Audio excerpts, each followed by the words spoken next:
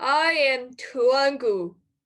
20 years have passed since I killed the Orphan of Zhao.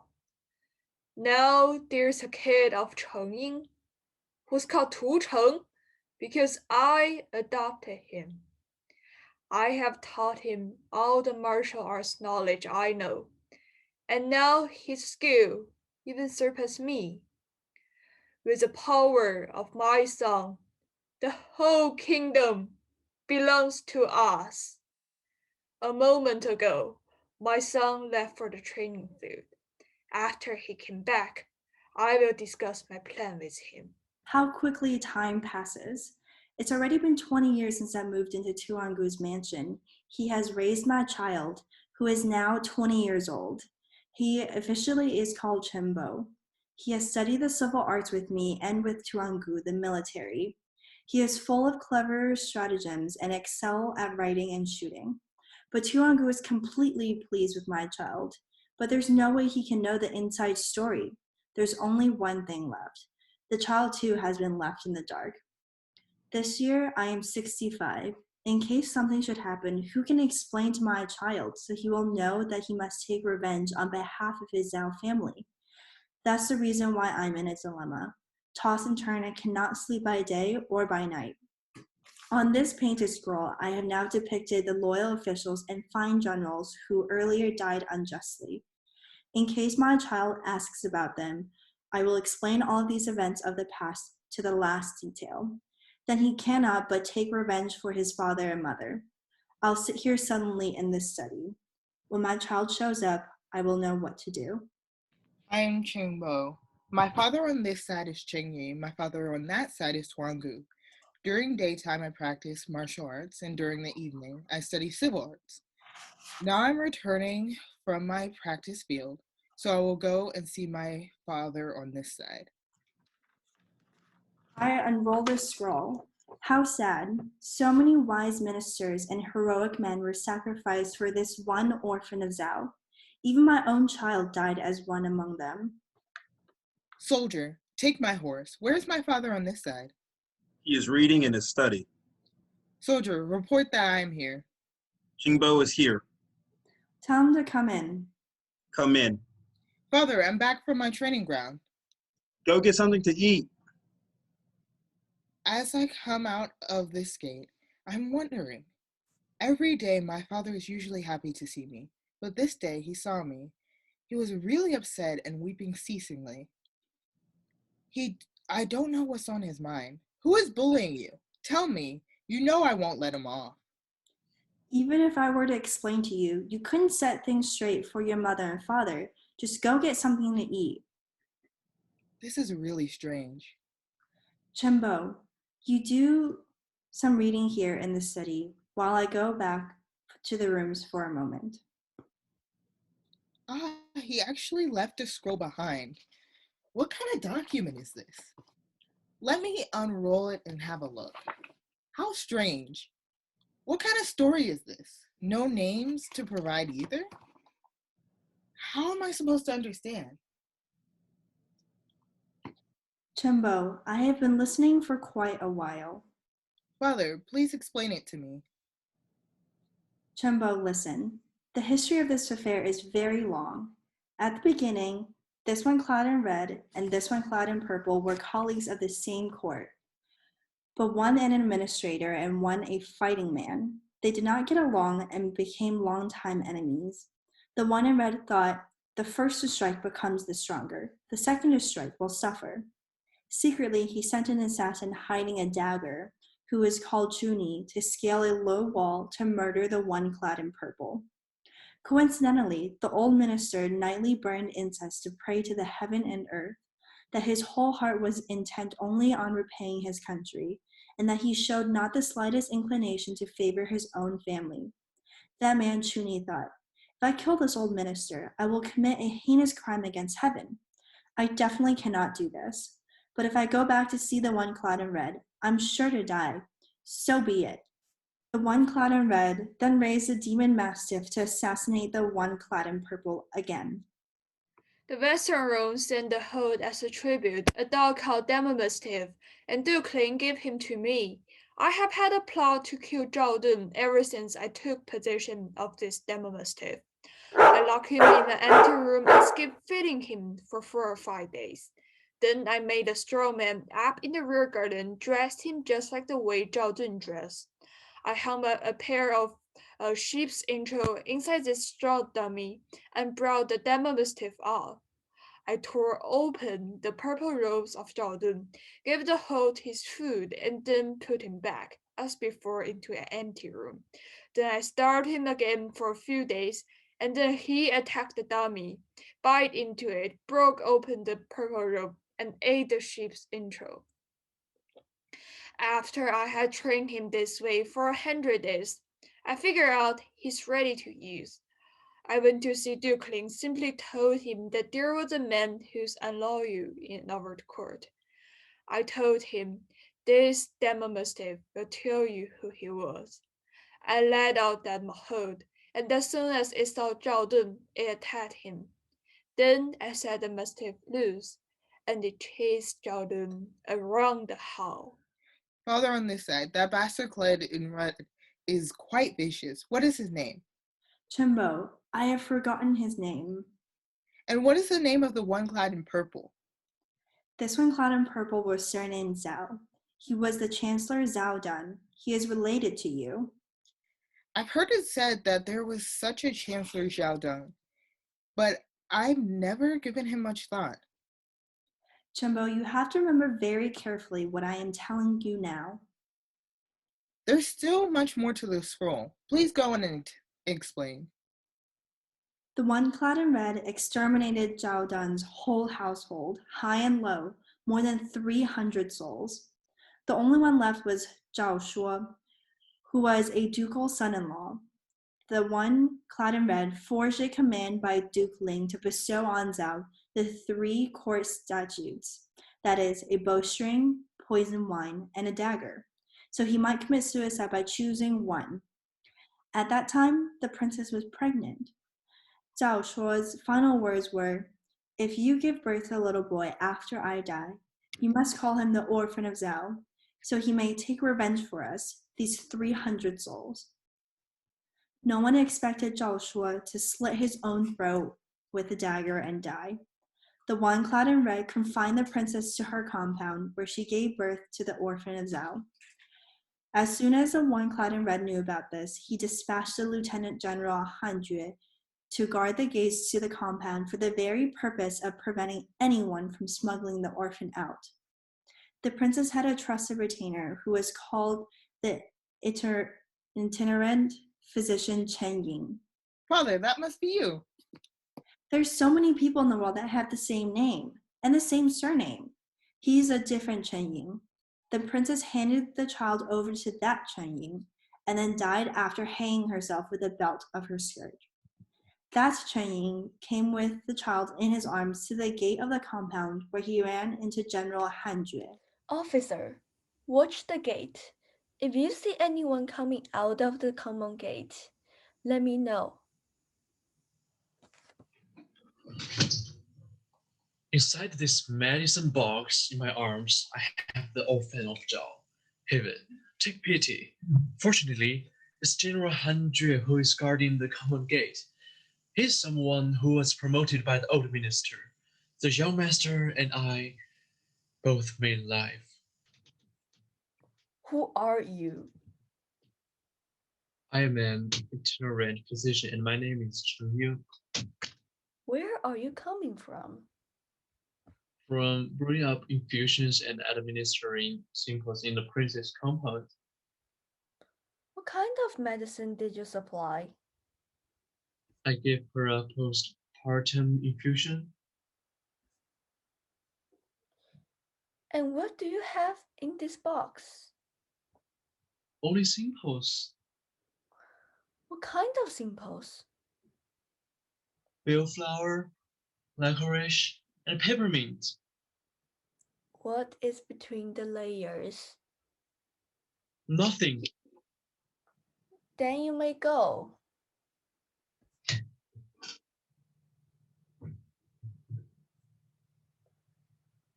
Chen Ying, come back.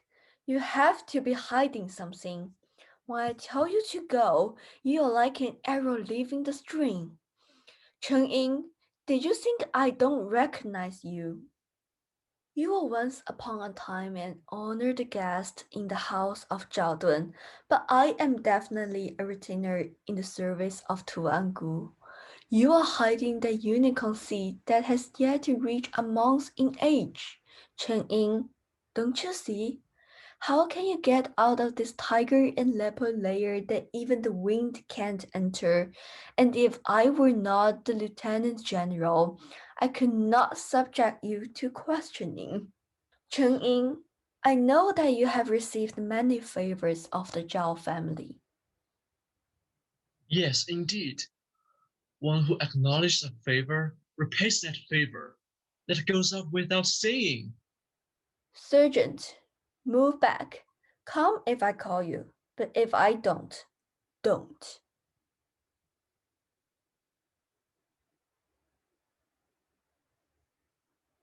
Chen Ying, you said you had bellflower, rose, and peppermint, but now I found ginseng.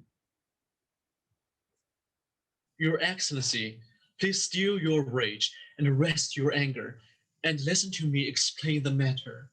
Because Zhao Dun was the worthiest official of the House of Jin, Tuangu in his heart was consumed by jealousy and spite.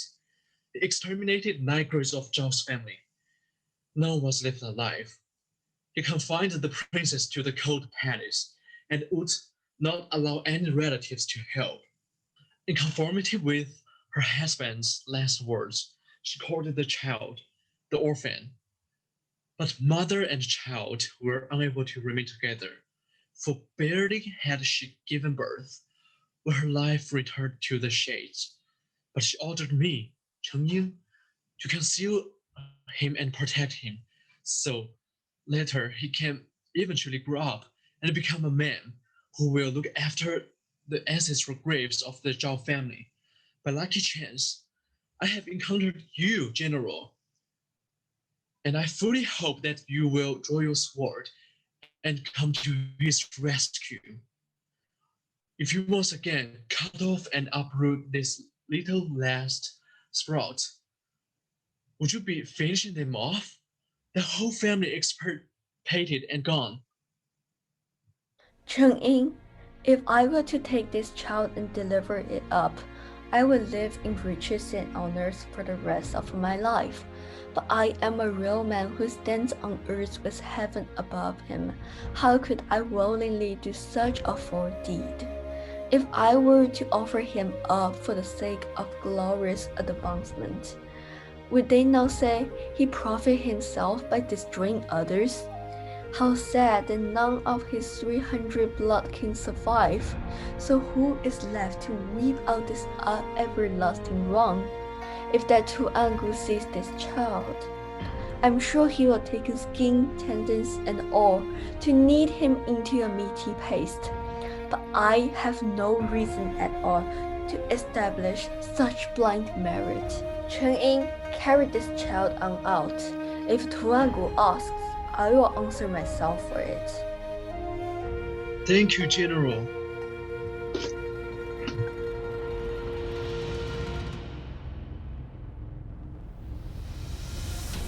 Wait, I cannot go. Chen Ying, I said you're free to go. Do you think I am playing with you?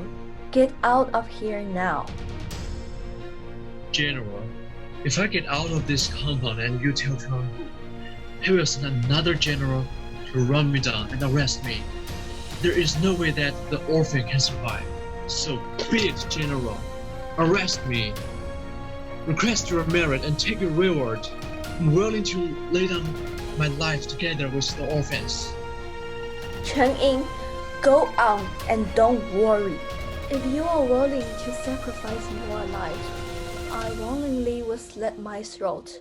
Really, this is something that cannot be expressed in a single word. In a single word, Chen Ying. And for you, nothing is treasured in your eyes. In your eyes, take the orphan and hide him in deepest recess of the deepest mountains, and there teach and guide him to manhood. Let him practice martial and civil arts, so he may take command of the army.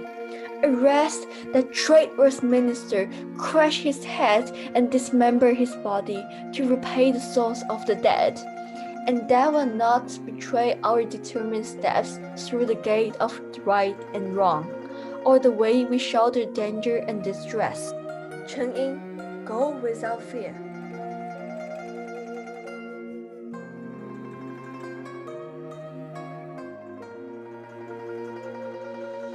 Oh, General Han has slit his throat. I'm afraid that when the soldiers will find this out, they will report it to Tuangu. So, what to do now?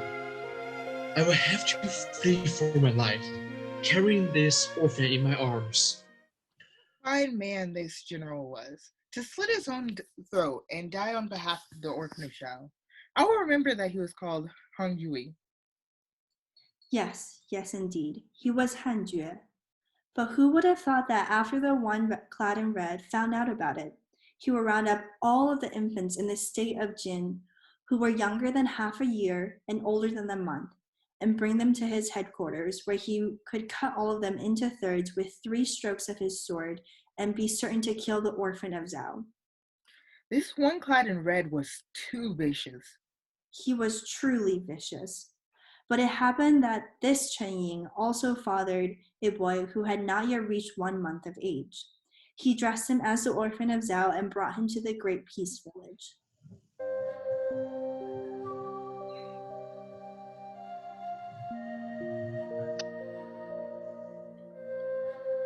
Little child.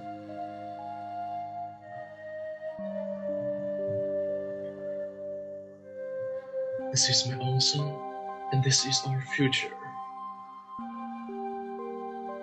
Yeah, I think I made a decision.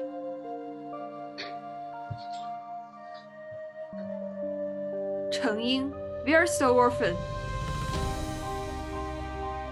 Ha! If you don't tell me, I will beat you to death.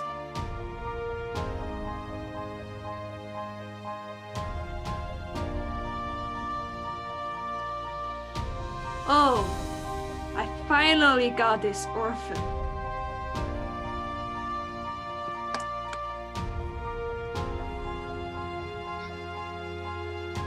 One stroke, 2 stroke, 3 stroke. Zhao's family is finally gone. Was this Chen Ying capable of parting with his child? He was willing to give up his own life, so you can imagine that a child was not so important. This all happened 20 years ago, and now the Orphan of Zhao is 20 years old. If he does not take revenge for his father and mother, what else can he do? You've spoken the whole day about this, but I still don't get it. It seems like I'm asleep or in a dream. So you still don't understand? Now the one clad in red is no one else but the traitorous minister, Tuangu. Zhao Dun was your grandfather, Zhao Shuo was your father, and the princess was your mother. Now that each and everything has been explained in detail, do you really not see the beginning and end? I am old Chen Ying, who saved the orphan by sacrificing his child, and that Orphan of Zhao is none other than you. So I was Orphan of Zhao the whole time? This makes me so angry. Young master, come to your senses. This is too much to bear. I have wasted these 20 years of my life and was given this strapping body for nothing. I'll capture that old scoundrel at the risk of my own life. If you hadn't explained this, how would I ever have known? Father, please sit down and accept this respect from your child. Today, I have kept the branches and leaves of the Zhao family tree alive, but I have turned my own family, all of it into naught but mowed down grass and plucked out roots. What I hate now is this common miscreant Tuangu, who sought out every root to uproot a tree and nearly exterminated my whole family. He had our whole clan executed. I will return the favor by butchering 9 generations of his. Young master, don't carry on so loudly. I'm afraid Tuangu will find out. Father, don't worry. Tomorrow, after I will first go see our Lord and Duke, then I will personally murder that traitor, together with all the officials and ministers at court. If I meet my bloody enemy tomorrow morning, I will block his path, meeting him head on. I will drag him off like a dead dog and simply ask him, where was your human heart? What is heavenly principle for? Tomorrow the young master will arrest the old traitor. I will have to follow him to be of assistance. I'm Qingbo. This morning, I have sent a memorial to our Lord and Duke, letting him know I want to arrest Huanggu and take revenge for my father and grandfather. This old traitor is really too reckless. Today, I will wreak vengeance and risk my life to execute that gang of traitors. In short, his life is over. He's bound to die. I have my martial skills well prepared. We'll see if this rascal can defend himself. I requite this injustice stored up for 20 years and seek recompense for the 300 people who have died. What does it matter if I lose my own life? I will wait for him here in this crowded market. That old traitor will have to pass by sooner or later. Today, I'm on my way back from the headquarters to my private residence. Soldiers, bring out and clearing unit and close slowly. It must be that old traitor who's coming. Tu Cheng, what are you doing here? You old traitor, I am not Tu Cheng. I'm Orphan of Zhao. 20 years ago, you killed off my completely 300 souls, a full household of noble and bases. Today, I arrest you, scoundrel, to take revenge for my family's injustice. Huh. Who told you this? Cheng Ying told me so. This boy's martial skills are really good. I'm no match for him. I better make a clean getaway. Where are you running to? I'm so afraid something will happen to the young master. I have to follow him and help him out. Thank heaven and earth, the young master has arrested Tuangu. Find this scoundrel up, and let's see our Lord and Duke.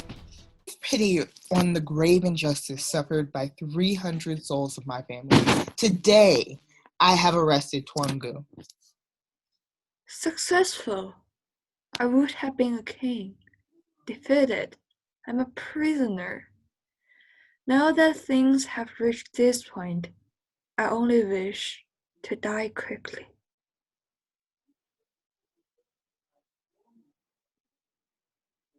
Minister, set matters right for me. Young master, now that you have avenged this injustice and have reclaimed your own surname, take pity on this lonely old man who is bereft of support. Who was willing to abandon his own child to hide one with another surname. A virtue and grace like yours can never be forgotten. I will ask a fine artisan's hand of extraordinary skill to depict your true likeness to be honored in my family's shrine.